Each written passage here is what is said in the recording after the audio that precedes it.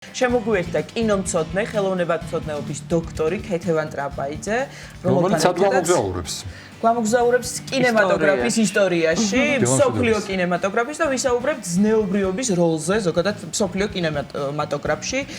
ქეთი, მადლობა ძალიან დიდი ჩვენთან. ნამდვილად. ძალიან დიდი მეტად მნიშვნელობის საკითხია. დღეს უფრო მეტად ალბათ. ქეთი, ძალიან დიდი მადლობა ჩვენთან მობრძანებისთვის. ნებისმიერ ეპოქაში. ყოველთვის მნიშვნელოვანი. ნამდვილად ასია და რაც შეეხება ჩვენს თემას, მორალის ზნეობის საკითხებს, რა თქმა უნდა, ბუნებრივია რომ კინემატოგრაფი ეხება და უნდა ეხებოდეს და ჩვენ ვსაუბრობთ ესეთი ფართო თემა არის პრინციპში, იმიტომ რომ მსოფლიო კინემატოგრაფზე ვსაუბრობთ და ზნეობრიობის როლზე მსოფლიო კინოში. და თუ რამე არ უხდება ხელოვნების ყოველდღე არის უზნეობა ჩემთვის. ნამდვილად, თუმცა მას კინოში ზოგადად არავის და არაფერს ალბათ. და დავიწყოთ ამერიკული კინოთი. ქეთი. ძალიან საინტერესო თემაა ეს. როგორ არა სიამოვნებით იმიტომ. დეივიდ გრიფიტის შეუწყნარებლობით დავიწყოთ. თავად ფაქტი ამ ფილმის არსებობისა. ამერიკის აპოლოგეტი ხარ? არა ვარ. ანუ არ ვიცი ხა ესე ვერ ვიტყვი ნამდვილად ხა პოლიტიკურ საკითხებზე ხარ გადავიდეთ, კინოს დაუბრუნდეთ.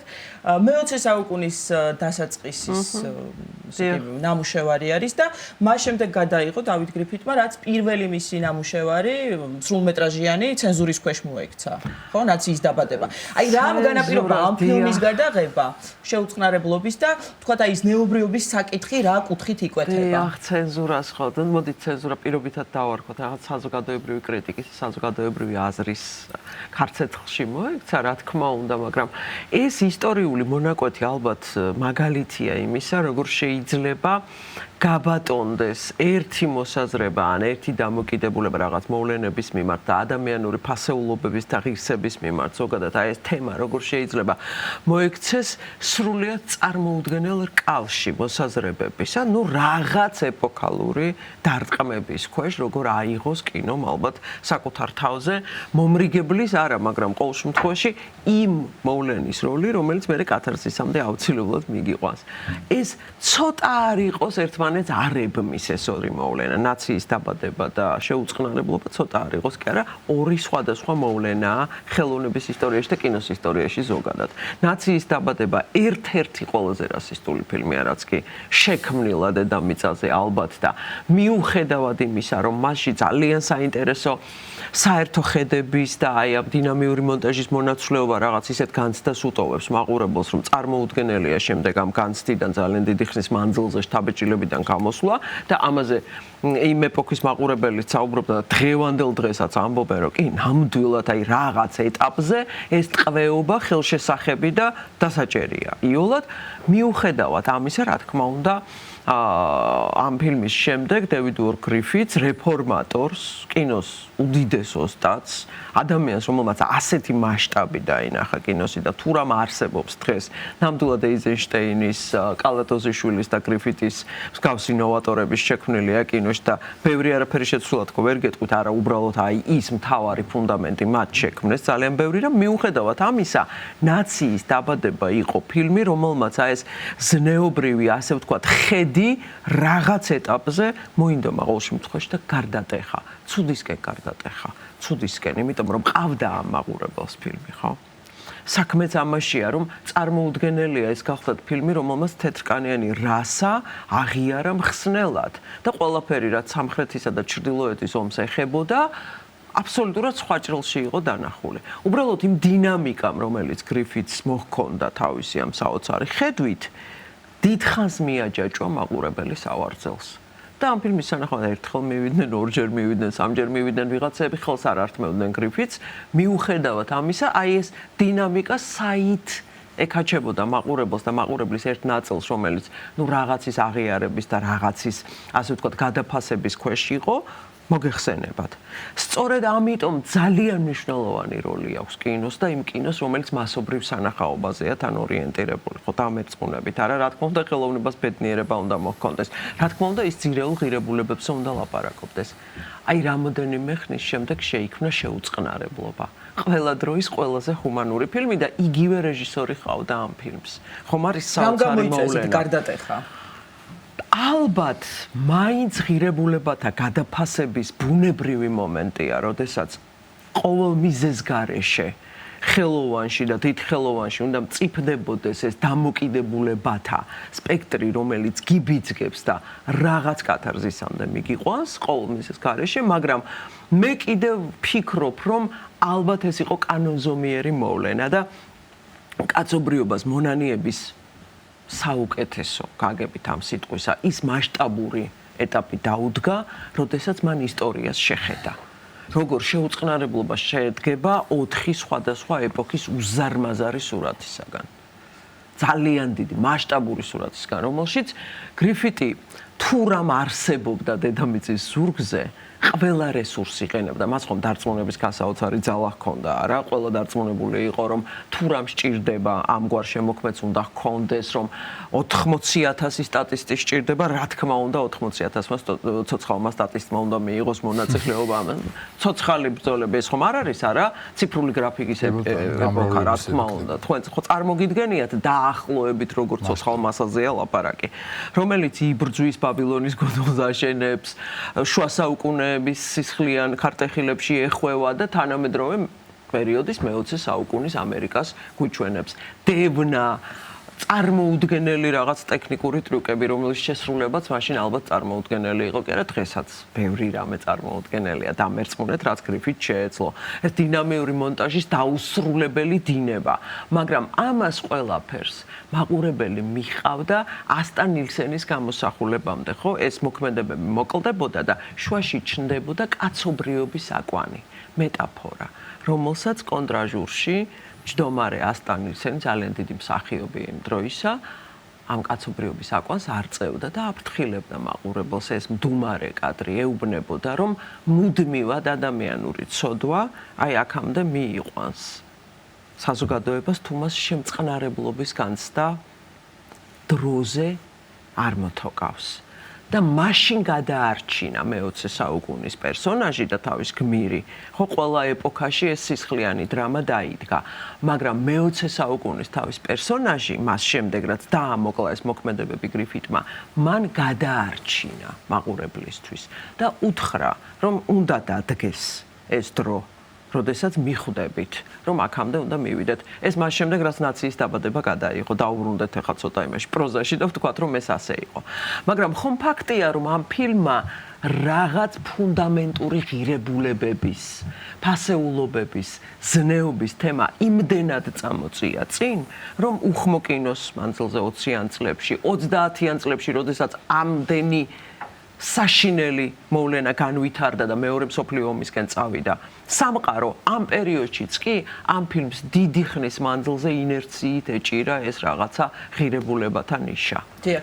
ეგ ბევრი შეიძლება ალბათ ვისაუბროთ ამერიკულ კინოზე, მაგრამ იმედა დროში ვარ შეზღუდული. გადავიდეთ გერმანულ კინემატოგრაფზე მეორე მსოფლიო ომის დროს. და აი აქ ზნეობრიობის საკითხი როგორ იდგა მართლა ძალიან საინტერესოა. დაცვა ნართულია. ძალიან საინტერესო მოვლენაა, იმიტომ რომ ეს გახლავთ მეორე მსოფლიო ომის კინოს და მისი მასშტაბის ასევე სხვათა შორის მაგალითი, ზუსტად ის მაგალითი გახლავთ და ის ფუნდამენტი გახლავთ, რომელზეც ხელოვნება საერთოდ არ უნდა შენდებოდეს, მე თუ მკითხავთ, თუმცა ამას სამწუხაროდ მე და თქვენ ვერ გადავწყვეტ, მაგრამ სწორედ ამ ეპოქამ შექმნა დოკუმენტური კინო, ლენი რიფენშტალის დოკუმენტური კინო, რომელიც მაგალითია იმისა, როგორ შეიძლება მასის აზროვნების ღირებულებათა დაცემა აი ასეთ სისტემაში მოაქციოს ხელოვნებამ, თან მიმდევრულში და აბსოლუტურად ბუნებრივში. თან მე და თქვენ ახლა დოკუმენტურ კინოზე ვლაპარაკობთ, ფილმებზე, რომელშიც ავტოდაფეს ღამე,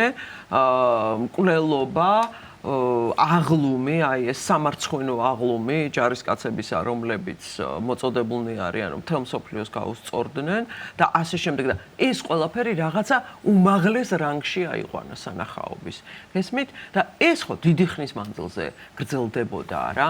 მაშინ, როდესაც პარალელურად იქმნებოდა ბრჭყალებში ტაშფანდურით და რაღაცა არაფრის მთქმელი ბანალური მელოდრამატული სისულელით სავსე ფილმები ამის პარალელურად.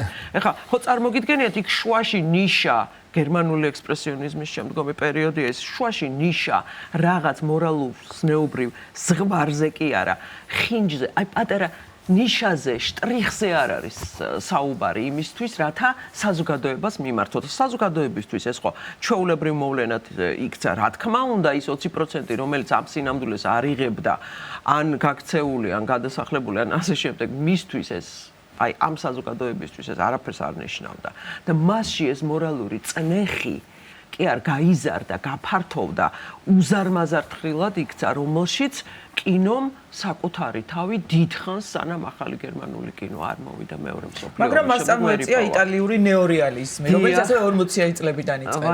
ეს გენიალური მოვლენა გახლავთ, დამერწმუნეთ და თუ რამ ჰუმანური არსებობს სოფლიოში, კინოში, თუ რამ ჰუმანური ზოგადად ჩვენში და თუ მორალზე და ზნეობაზე საუბარი გვიწევს კინოს ისტორიაში, დამერწმუნეთ, რომ ალბათ ეს უპრეცედენტო მაგალითი კი არა, ერთ-ერთი ყველაზე სასიკეთო და ბედნიერი მოვლენაა კინოს ისტორიაში. თქვენ, ჩვენ მაყურებელს, მე და თქვენ, ყველა თაობას არაჩვეულებრივი ფილმები და ეს შედევრები ძალიან კარგად გვახსოვს, მაგრამ საქმეც იმაშია, რომ ნეორეალიზმი გახდათ მოვლენა და იტალიელი ნეორეალისტები და იტალიელი რეჟისორები იყვნენ ადამიანები, რომლებმაც საკუთარი თავის პატივისცემა და ღირსება დაუბრუნეს ადამიანებს. ეს იტალია რა кайფ. საოცრება. შენ კი მიდიხარ ახლა და რამდენიმე კარგი ამ იტალიაში. რა თქმა უნდა, იცით განადგურებული ეკონომიკის პირობებში, განადგურებული ეკონომიკის კი არა, ჩინეთში და სტუდია აღარ არსებობდა. იმიტომ რომ მეორე მსოფლიო ომია, რა თქმა უნდა, ბომბდაშენებმა გადაუფრინეს და დაბომბეს და განადგურეს ინფრასტრუქტურა და დამთავრდა სტუდიის არსებობა თავის პირვანდელი სახით, რა თქმა უნდა. ნეორეალიზმმა ჯერ ერთი უპირველეს ყოვლისა ფანტასტიკური ფაქტი დაადასტურა კინოს ისტორიაში, დამტკიცდა და აღირიცხა და შეიკრა ის მოვლენად, რომელმაც თქვა, რომ თურმე დიდი ხარჯი მართლაც არ არის საჭირო შედევრის შესაქმნელად და შესაძლებელია, რომ ეს ასე მოხდეს. რა თქმა უნდა. მეორე ის, რომ დრამატურგიაში და ცხოვრებისეულ სინამდვილეში აღმოჩნდა, რომ ყველაფრის ამოღება შეიძლება ადამიანური ღირსების შესახებ. და მის შესახებ თხრობა შეიძლება ამოუწურავი და დაუსრულებელი იყოს ველოსიპედის გამტაცებლებიდან დაწყებული ლუკინოვის კონტის ყველაზე ლამაზით დამთავრებული. სადაც თუ რამ ჩვენში სიკეთე, თუ რამ არსებობს იმგვარი, რასაც საკუთარი თავის შეცნობა შეუძლია, ყველაფერი მორალსა, ზნეობას და აი ამ შინაგან ღერძზეა. აი, კარგი ხასიათზედგები იტალიური კინო რო გახსენდება ადამიანს. იმპლუს მოდის რაღაც კადრები, მსახიობები, მუსიკა. თქმა უნდა, ოღონდ თან ეს როგორ გამოსახულებაში, რომელიც დაცლილია ღირსშესანიშნაობებისა და აი ამ რაღაცა შედევრების დემონსტრირებით, რომელიც ნუ რა თქმა უნდა დიდ ესთეტიურ სიამოვნებას მოგვანიჭებს, მაგრამ ეს ხო ღარიბ ქუჩებში სივრცეებში, თავისთავად გარეუბნებში აღმოჩენილი ადამიანების დრამა, რომელთათვისაც მიუხედავად ყოველივე ამისა, თავისთავად სიკეთე, ზნეობა, ადამიანობა და მორალი ამ ყოფის და ცხოვრების და ბედნიერების საწყისი ასე უნდა იყოს. და ამიტომ ხდება იტალიური ნეორეალიზმი თავისთავად იმ პიროვნულის მაჩვენებელი, რაც ყოველ ჩვენთაგანში უნდა მოვიძიოთ და რაც უნდა არსებობდეს თავისთავად. ბუნებრივია, რომ ნებისმიერ კრიზისში ასეთი ფილმები და აი ასეთი მიმდინარეობები და ზოგადად აი ამგვარი რეჟისორების ნამოქმედარი ჭყალებში ხდება ის საწყისი, რომელზეც უნდა დადგეს ხელოვნება. და ქართული კინემატოგრაფით კინო არ დაგვეჩაგროს. გახდა თუ არა საფუძველი იტალიური ნეორეალიზმი 60-იანი წლების ქართული კინოს საარაკო ჰუმანიზმისა. რა თქმა უნდა, იცით, თავისთავად ზოგადად მთელ მსოფლიოს უბიძგა აქეთ შეიძლება ითქვას და მთელ მსოფლიოს გააზრებისკენ და გადაფასებისკენ უბიძგა იტალიურმა ნეორეალიზმმა და ჩვენი სამოციანელები იმ ეპოქაში გაიზარდნენ და სწორედ იმ დროს სწავლობდნენ, როდესაც იტალიური ნეორეალიზმი არსებობდა, უკვე ფუნდამენტურ მოვლენად ითვლებოდა, მათ ძალიან კარგად იცოდნენ ეს მიმდინარეობა და მიუხედავად ამისა საკუთარი თავი შეინარჩუნეს. აი ეს ძალიან მნიშვნელოვანია, რომ საკუთარი შეინარჩუნეს. რა თქმა უნდა, იმ იცოდნენ, გარკვეული იყვნენ, რაღაც არ გამოიგონეს აირიდან, მაგრამ საკუთარი. არა, უბრალოდ იცით რაშია საქმე, იტალიური ნეორეალიზმის ხედვის და ზოგადად სინამდვილის ხედვის აი ეს გზა, რომელიც ნეორეალისტებმა ძალიან კარგად იცოდნენ და ამ დრამატურგიამ მოიცვა ეს ყველაფერი. ქართველმა რეჟისორებმაც გამოიარეს. ოღონდ გამოიარეს არ ნიშნავს, რომ მათზე რაიმე გავლენა მოახდინა. უბრალოდ საარაკოა და გასაოცარია ქართული კინოს ფენომენი, ასე უწოდეს 60-იანელთა კინოს, ხო? რომელშიც არც ერთი რეჟისორი და ამაზე არაერთხელ გვისაუბრია მე და თქვენ ერთმანეთს არ გავდა, მაგრამ ამასთანავე ჰუმანურობის და ზნეობის იმ საწყის ინარჩუნებდა კი არა, განავითარებდა საკუთარ თავში, რომლის მსგავსიც არც ერთ ეპოქაში მე ანალოგს მუდამ ვეძებ ხოლმე. ასეთი მასშტაბით არ არსებობს, შეიძლება ითქვას. მერაბ კოკოჩაშვილის, ოთარ იოსელიანის, მიხეილ კოპახიძის, ელდარ და გიორგი შენგელაიების, თენგიზ აბულაძის, რეზო ჩხეიძის, ხო, იმ ადამიანების, ვინც დაიწყო ეს ყველაფერი ბუნებრივია. ლანაღო დაუსრულებლად შემიძლია ჩამოვთვალო, არ გავჩერდე და ძალიან დიდი იქნება ეს სია დამერწმუნეთ, იმიტომ რომ მათში დოკუმენტალისტებიც მოიაზრებიან, ქართული ანიმაციაც მოიაზრება, რომელიც არაჩვეულებრივად გამოიყურება, სრულიად უნიკალური მოვლენაა, მაგრამ მორალზე და ზნეობაზე და ზოგადად აი მიდგომაზე თუ ვისაუბრებთ, რომელიც ქართულმა კინომ კი არ განავითარა, არამედ შეინახა საკუთარ თავში, საუკუნეებით დაგროვილი ის მთავარი, რაც ამ ერს აცოცხლებს და აქვს კაცთმოყვარება.